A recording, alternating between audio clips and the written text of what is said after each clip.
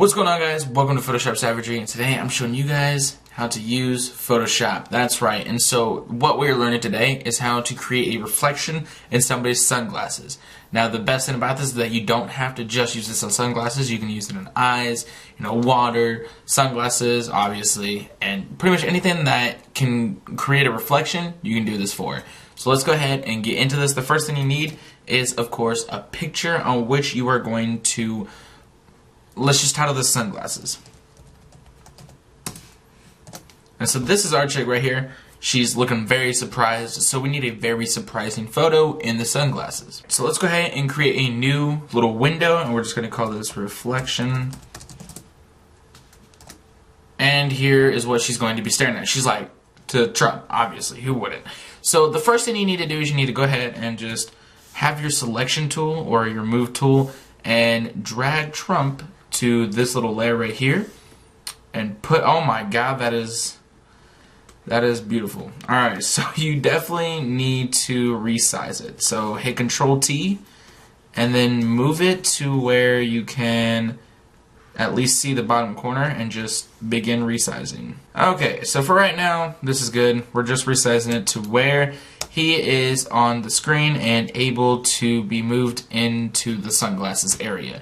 So once that's at least able to be put inside of the sunglass, go ahead and take your layer and just bring the opacity down, just so you can see what's going on inside of the sunglasses. So this is pretty decent. Next, hit Control J and that will copy the layer, and you just want to bring the other layer to right here.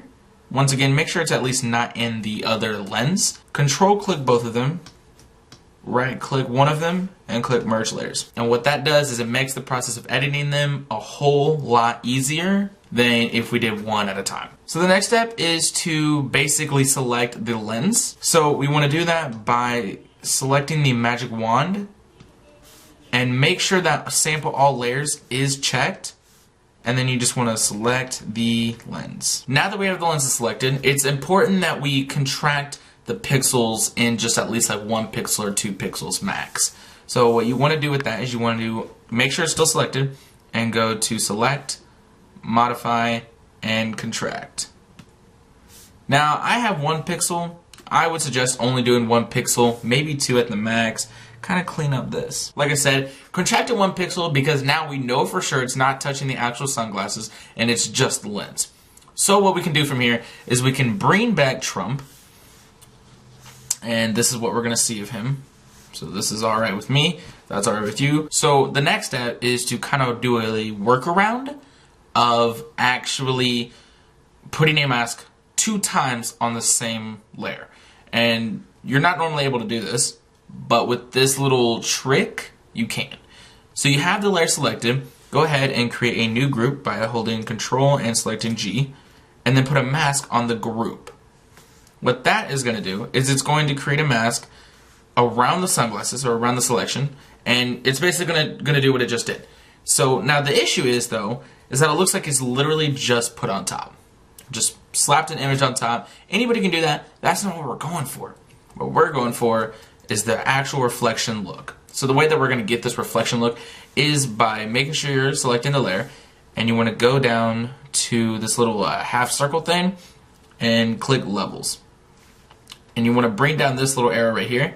Just bring it down a little bit. And what that's going to do is it's going to bring down basically the opacity, but at the same point it's not the opacity. It's darkening it. So this is completely black. This, if you bring this up, it makes it completely white. So bring the white side down just a little bit. Just enough. Just like that. And now you want to go ahead and click on the layer again and open up one for hue and saturation. Bring down the lightness if you need be. Bring up the saturation if you want. Make them a little bit more orange. I don't see how that's possible. So now what you want to do is after you have everything perfect, after you have everything the way that you want to, this isn't like, I'm not doing this for you. You don't have to have the exact, you don't need to sit here and watch me and be like, alright, output level 0 and 170. No, you don't need to do that. Just mess around with it. Get it the way you like it. Click on the layer and create a mask for that. And now what we're going to do is we're going to take the gradient layer, and you're going to want to come up to the top left corner, and you're going to make sure that you have foreground to transparent selected. Select the marquee tool by hitting M, and then just going over one lens. hit G for the gradient tool, and just drag down the arrow to create a sort of shade.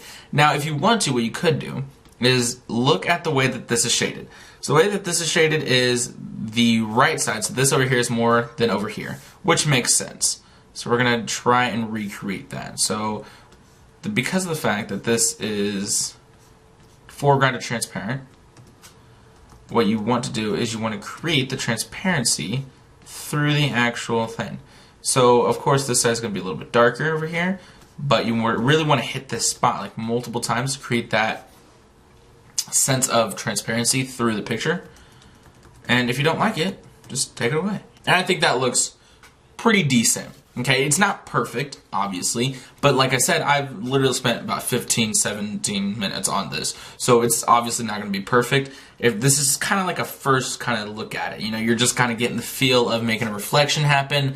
You know, if you're doing this for a project, I would really suggest, you know, going through, making sure it looks really, really good. So with this being my very first video on this channel, I'm going to try and upload Mondays and Fridays. Twice a week, not too much, not too little at the same point though, for Photoshop tutorials at least. So with that said, be sure to leave a like, comment if you have any issues, or if you want like a certain Photoshop tutorial, maybe it'll be in my next video, who knows. Subscribe for weekly videos, and I will see you guys in the next Photoshop tutorial.